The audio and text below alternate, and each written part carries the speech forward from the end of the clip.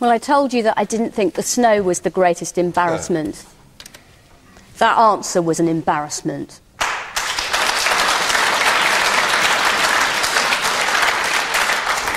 Our Court of Appeal ruled that it was in the public interest, including this public's interest, that serious allegations and evidence relating to someone being tortured, and I'm not even talking about a bit of waterboarding, we're talking about medieval torture involving razor blades.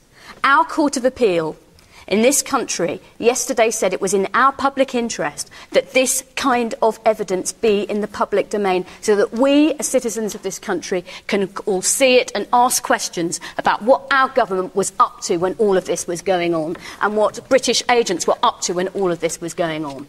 It seems that Counsel for the Foreign Office led the Court of Appeal to believe that there was some kind of threat.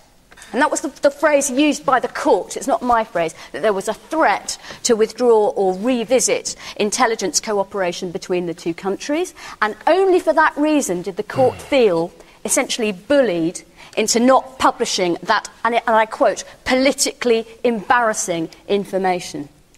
Then it turns out, then we hear that from Number 10 spokespeople, and we hear from other Foreign Office spokespeople, in contradiction with what was said in court, it seems, that there'd been no specific requests of the new Obama administration. Of course this was embarrassing to President Bush, and perhaps embarrassing to the government here in Britain. But President Obama has said, in terms, we reject as false. We in democracies reject as false the choice between our safety and our ideals. And his government and his colleague, the Foreign Secretary, didn't even ask President Obama if it would be permissible to obey the judgment of our courts and publish this material once and for all so we can get to the bottom of this rotten business.